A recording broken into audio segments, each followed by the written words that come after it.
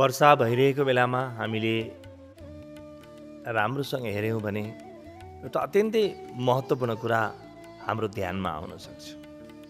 त्यो के हो भने पानी जहीँतहीँ परिरहेको छ, वर्षा जहीँतहीँ भइरहेको छ, खोलाहरू बढेका छन्, साना साना नालाहरू पनि बढेका छन्, तल मैदानमा बाढी जस्तो आएको छ, पानी पानी छ।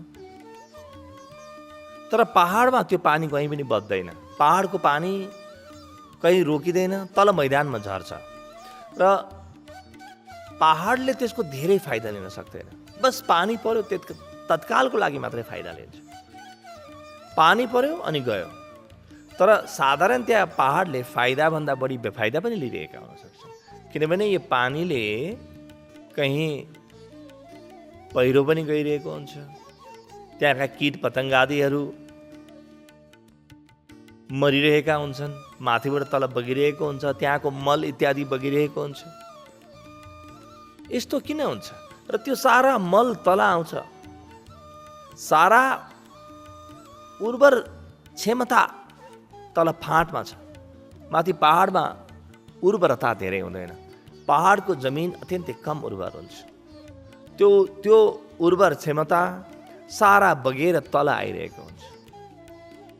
पहाडहरूलाई सम्भवतः पानीले कम दिन्छ, बढी लिन्छ। यो किन यस्तो हुन्छ?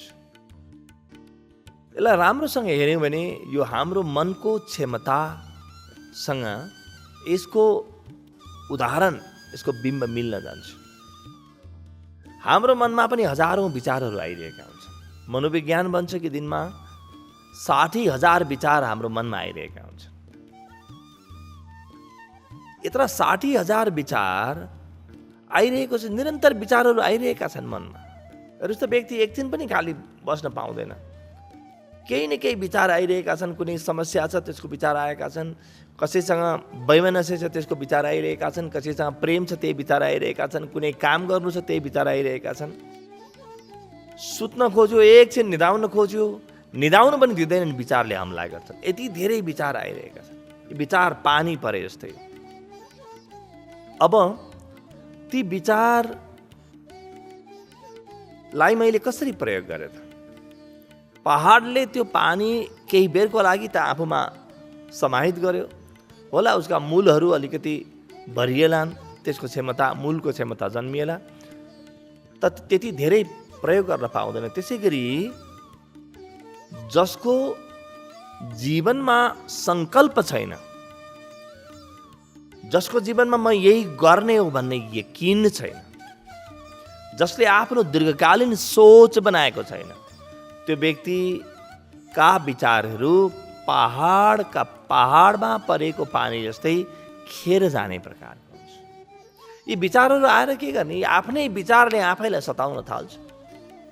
जसरी तिनै पहाडहरूमा भएका यी रुख बिरुवाहरूसँग ठोकिएर ती रुख बिरुवाले आकर्षित गरेर पानी त परेको थियो, तर पानीको फाइदा त्यसले धेरै पाएन।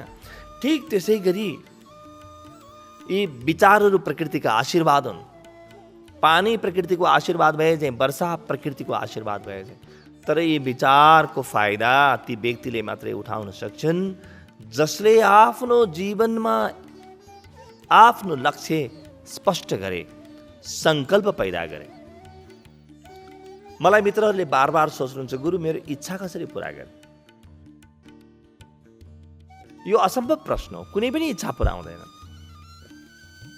मेरो इच्छा पुराउने ठेक्का कोले लिएको छ, ठेगाना कोले लिएको छ मेरो इच्छा? मेरो मनमा इच्छा जन्मियोस्, अरू कसैले मेरो इच्छा पुरा गरिदियोस्, यसको अर्थ त म भिखारी हुँ। त म भन्छु इच्छा नै रह्यो भने कहिले पनि पुरा हुँदैन। हेर्नुहोस् त, हामी मन्दिरहरूमा गएर भाकल गर्छौँ, नानाभाती म यो चढाउँला ऊ चढाउँला भन्छौँ। यो इच्छाले व्यक्तिलाई मगन्ते बनाउँछ। मात्र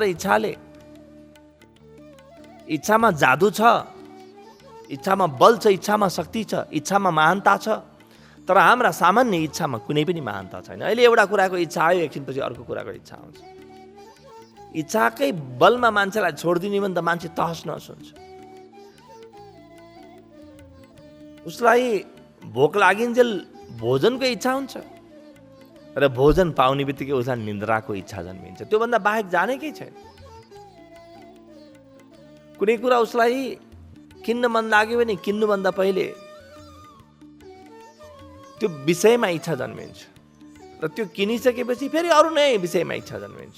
इच्छा मर्दैनन् र इच्छाले कुनै महानता बोकेर पनि ल्याउँदैन। हाम्रा वेदहरू, उपनिषदहरू र त्यो मात्रै नभएर बाइबल, त्यो मात्रै नभएर मनोविज्ञानका खोज पनि भन्छन् कि इच्छामा महान जादु छ, इच्छामा महान चुम्बकीय शक्ति छ। तर हाम्रा इच्छाहरू खेर गइरहेका छन्, काम नलाग्ने भइरहेका छन्। किनभने ती जसरी त्यो पहाडमा परेको पानीलाई मैले कुनै प्रकारले जम्मा गर्ने बाँध बनाएँ अथवा कुनै प्रकारको पोखरी बनाएँ, कुनै केही भएन भने ट्याङ्कीमा भरे, खाल्टो नै बनाएँ भने पनि त्यति बराबर पानीमा सञ्चित हुन्छ र त्यो पानी काम लाग्छ। त्यो पानी जे गर्न पनि काम लाग्छ।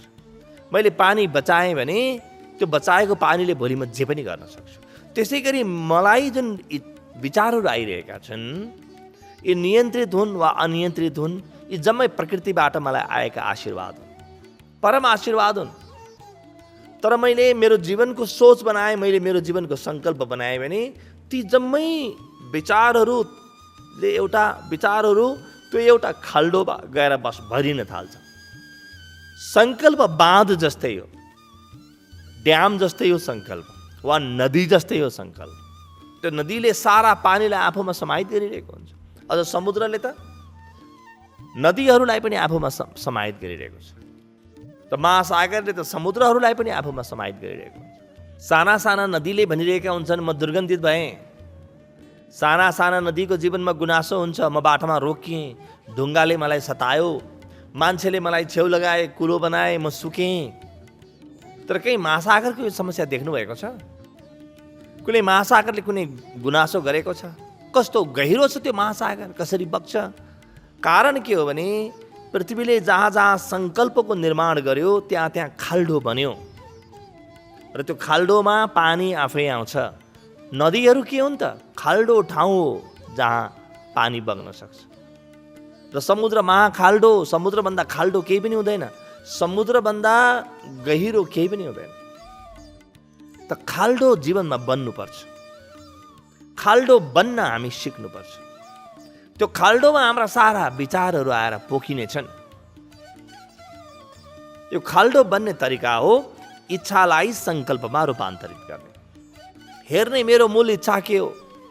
इच्छाहरूबाट बच्ने होइन, इच्छाहरूबाट भाग्ने होइन, इच्छालाई जन्मिन नदिने होइन, इच्छालाई अनदेखा गर्ने होइन, इग्नोर गर्ने होइन र इच्छाको हत्या पनि गर्ने होइन। इच्छाको चिहान माथि सुत्ने पनि होइन। इच्छालाई सङ्कल्प बनाउन सिक्ने। कसरी गर्ने? हेर्ने मेरा इच्छाहरू के छन्, कस्तो प्रकारका इच्छा छन्। धनको इच्छा छ मेरो जीवनमा, स्वास्थ्यको इच्छा छ, पदको मानको मर्यादाको इच्छा छ, कुनै गतिलो गहिरो काम गर्ने इच्छा छ। ती सबै इच्छालाई पढौँ। आफ्ना इच्छालाई पढ्नु नै स्वाध्याय हो। योभन्दा ठुलो स्वाध्याय हुन सक्दैन। अध्ययन गरौँ मभित्र कस्ता कस्ता प्रकारका इच्छा आएका छन्। बरु इच्छाहरू आओ, सबै इच्छाहरू आओ, म तिम्रो अध्ययन गर्छु। जसरी बाँध बनाउने एउटा इन्जिनियरले पहिले गएर अध्ययन गर्ला त्यहाँ कति पानी पर्छ, त्यो पानी कसरी अट्छ, कति पानी चाहिन्छ, त्यो सबै कुराको अध्ययन गरेपछि मात्रै बाँध बनाउँछ। र बाँध यस्तो बनाउँछ कि पानी अटोस्, त्यो जल अटोस्, त्यो जलाशयमा जल अटोस्। ठिक त्यसै गरी आफ्ना इच्छाहरूको अध्ययन गरौँ। इच्छाबाट भाग्नु अध्यात्म होइन, इच्छालाई सङ्कल्प बनाउन सक्नु अध्यात्म हो। र यही हो जीवनको सफलताको साँचो। हामी संसारमा जति पनि महान व्यक्तिका नामहरू सुन्दछौँ, जति पनि सफल व्यक्तिका नाम सुन्दछौँ, ती व्यक्तिहरू मध्ये कसैले पनि आफ्नो इच्छालाई लात हानेको हामी भेट्दैनौँ। इच्छालाई प्रहार गरेको हामी भेट्दैनौँ। इच्छाहरूलाई सानो सानो मालामा बुनेको र बिस्तारै ती इच्छाहरूलाई एक ठाउँमा राखेर एउटा ठुलो सङ्कल्पको जलाशय बनाएको हामी भेट्छौँ। सबै इच्छाहरू हेरौँ र हेरौँ कि मैले कस्तो प्रकारको सङ्कल्प लिएँ, कस्तो प्रकारको सोच लिएँ भने यी सारा इच्छाहरू अटाउन सक्छन् जीवनमा। सूक्ष्म अध्ययन गरौँ, प्राथमिकता बनाऊ। सबै इच्छाहरू एकै पटक सामेल हुन नसक्लान्, तर एउटा सङ्कल्प खोजौँ, के गरेँ भने सबै इच्छाहरू त्यसमा आउन सक्छन्। तर यसको लागि आफूप्रति अत्यन्तै गहिरो सहानुभूति चाहिन्छ। हीनताको बोधले मेरा इच्छाहरू गलत छन्, मेरा विचारहरू गलत छन् भन्ने आत्मवञ्चनाको बोधले कहिल्यै पनि त्यो सङ्कल्पको जलाशय बन्न सक्दैन। हेरौँ, बिस्तारै हेरौँ, इच्छालाई पढौँ। 2-4 महिना लागोस्, वर्ष 2 वर्ष लागोस्, केही बिग्रिँदैन। सबै इच्छालाई हेरौँ र इच्छाका सूक्ष्म मालाहरू बनाउन थालौँ र हेरौँ कि मैले के गरेँ जीवनमा भने यी सबै इच्छाहरू आउन सक्छन्। मूल इच्छाहरू समाहित हुन सक्छन्। के गरी इच्छाको पूर्ति हुन्छ त्यसलाई हेरौँ। तत्काल पूर्ति हुने इच्छालाई छोडिदिउँ। भोक लाग्छ, यो त धेरै ठुलो इच्छा हो। त्यही भोकको कारणले आज सारा मनुष्यता जिउँदो छ। यदि भोक नलाग्ने भने यहाँ कसले प्रयास गर्थ्यो? कसैको हात खुट्टा केही पनि बन्दैन थियो, कसैको बुद्धि पनि बन्दैन थियो। सबभन्दा ठुलो इच्छा त ईश्वरले दिएर पठाएको छ मनुष्यमा। एउटा भोकको, अर्को यौनको इच्छा। यी दुईटा इच्छाको कारणले सारा संसार बनेको छ। यत्रो सृष्टि यौनको इच्छाको कारणले चलेको छ। यो पुरै जनसङ्ख्या कसैको यौनको इच्छाको कारणले बनेको, प्रकृतिभित्र रहेको यौनको इच्छाको कारणले बनेको। तर यौनको इच्छा मात्रै छैन, यौनको सङ्कल्प पनि पैदा गरिदिएको छ र विपरीत लिङ्गी पनि पैदा गरिदिएको छ प्रकृतिले, जहाँबाट त यौनको इच्छा पुरा हुन सकोस्। यसै गरी भोगको जुन गहिरो इच्छा छ, त्यो इच्छा पुरा गर्ने साधन पनि प्रकृतिले बनाइदिएको छ। तर ती जम्मै कुरालाई एक ठाउँमा राखेर सङ्कल्पको सिर्जना गर्नुपर्छ। आफ्नो जीवनलाई हेरेर, आफ्नो क्षमतालाई हेरेर आफूलाई पढ्दै बिस्तारै एक एक कुरा गरेर हेर्दै मैले अब यो गर्छु भनेर सङ्कल्प बनाएँ भने यो सङ्कल्प कुनै हावादारी सोच जस्तो हुने छैन। यो सङ्कल्पमा गहिराई हुनेछ। किन गहिराई हुनेछ? मैले आफूलाई अध्ययन गरेको छु, मेरो हृदयलाई हेरेको छु। यो सङ्कल्पमा मेरा इच्छाहरूको लगानी भएको छ। यो सङ्कल्पमा मेरो हृदयको लगानी पनि भएको छ। अब यो मेरो लागि अत्यन्तै महत्त्वपूर्ण हुन्छ। र बिस्तारै सङ्कल्पमा मैले आफ्नो हृदयको लगानी गर्नु छ। जसरी आफ्नो बच्चामाथि आफ्नी आमाले लगानी गर्छिन्, मातापिताको लगानी हुन्छ बच्चामाथि। कत्रो प्रेमको लगानी हुन्छ, कत्रो त्यागको, कत्रो समर्पणको लगानी हुन्छ, कत्रो ममता, कत्रो वात्सल्यको लगानी हुन्छ। ठिक त्यसै गरी आफ्नो सङ्कल्पमा लगानी गरौँ। त्यो सङ्कल्पलाई सुदृढ बनाऊ। हरेक दिन त्यो सङ्कल्पमा काम गरौँ। र नयाँ इच्छा जन्मिए भने हेरौँ, तत्काल पूर्ति हुने इच्छा हो भने त्यो सङ्कल्पमा लगेर नजोडौँ। तर दीर्घकालीन इच्छा जन्मियो भने सङ्कल्पसँग त्यसको सान्दर्भिकता हेरौँ। जस्तो मलाई कुनै उद्योग गर्नु छ, मेरा इच्छाहरूको पूर्ति मैले गर्न सक्ने जीवनमा जे पनि छन् ती सबै कुराहरूको पूर्ति यो उद्योगको माध्यमबाट हुन्छ भन्ने मलाई लाग्छ भने अब तत्कालको लागि मलाई कुनै सानो आवश्यकता पर्यो, कुनै सानो इच्छा जन्मियो जुन तत्काल पुरा हुन्छ, कसैलाई भेट्न मन लाग्यो, त्यो उद्योगसँग सम्बन्धित नबनाऊ। तर दीर्घकालीन इच्छा जन्मियो मेरो, मलाई लाग्यो कि म देश विदेशको भ्रमण पनि गर्नुपर्छ भविष्यमा, त मेरो उद्योगले मेरा यी इच्छाहरूलाई समाहित गर्न सक्छ? हेरौँ। र आफूभित्रको बलमाथि भरोसा गरौँ, श्रद्धा गरौँ आफूमाथि। आत्मश्रद्धा सबैभन्दा ठुलो श्रद्धा हो। आत्मविश्वास सबैभन्दा ठुलो विश्वास हो। जहाँ आत्मविश्वास छैन त्यहाँ अन्धविश्वास जन्मिन्छ। होइन भने सानो बच्चाले पनि चमत्कार गर्छ। चमत्कार त हरेक व्यक्तिले गर्छ। यहाँ हरेक व्यक्ति चमत्कार गर्न जन्मिएको छ। चमत्कारको सम्भावना लिएर जन्मिएको छ हरेक व्यक्ति। या कोही पनि व्यक्ति खेर जान जन्मिएको छैन। यो जीवन खेर जानको लागि बनेकै होइन। कुनै एउटा विराट शक्तिले बनाएको यो जीवन कुनै अर्को विराट शक्तिको जन्म दिनको लागि हो, कुनै विराटताको लागि। र आफूमाथि भरोसा गरौँ, आत्मविश्वास गरौँ, आत्मश्रद्धा गरौँ र बिस्तारै त्यो सङ्कल्पमा लगानी गरौँ। सङ्कल्पलाई अत्यन्तै बलवान बनाऊ। अङ्ग्रेजीमा भनिन्छ नि डु ओर डाई, कि गर कि मर, त्यस्तो बनाऊ सङ्कल्पलाई। कहीँ तलमाथि केही नै छैन, बस मेरा सारा बल त्यहाँ जाओस् त्यो सङ्कल्पमा। सारा अहिलेसम्मको विचार, अहिलेसम्मको बुद्धि, अहिलेसम्म मैले पढेका, लेखेका, देखेका, जानेका, सिकेका, भोगेका, सुनेका सबै कुराहरू मेरो सङ्कल्पमा समाहित हुन्। अहिलेसम्म मैले जे गरेको छु त्यसले मात्रै नपुगोस्, म यो सङ्कल्प पुरा गर्न मलाई नयाँ ज्ञान चाहियोस्। अनि बल्ल म अध्ययन प्रारम्भ गर्न थाल्छु, अनि बल्ल म खोज शोध प्रारम्भ गर्न थाल्छु। मेरो जीवनमा केही गहिरो कर्म जन्मिन्छ। अहिलेसम्म म जे गरिरहेको छु यसको आधारमा मैले त्यो सङ्कल्पलाई पुरा गर्न सक्दिनँ भन्ने मलाई लागोस्। अनि बल्ल मैले मेरा आफ्ना क्षमताहरूलाई चुनौती दिन थाल्छु। अब मलाई जम्मै व्यक्तिहरू चाहिन थाल्छु। अब म आफूभित्रका क्षमतालाई कोट्याउन थाल्छु। अब म केही पनि कुरो खेर जान दिन्न।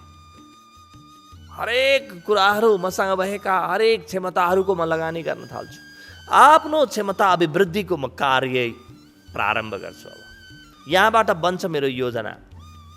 साना साना कुराहरूमाथि पनि ध्यान जान थाल्छ र बिस्तारै त्यो अत्यन्तै महत्त्वपूर्ण, मेरो जीवनभन्दा पनि महत्त्वपूर्ण, त्यो चमत्कारले भरिएको, त्यो चुम्बकीय तत्त्वले भरिएको मेरो सङ्कल्प बन्छ र त्यो सङ्कल्पमा जादु हुन्छ।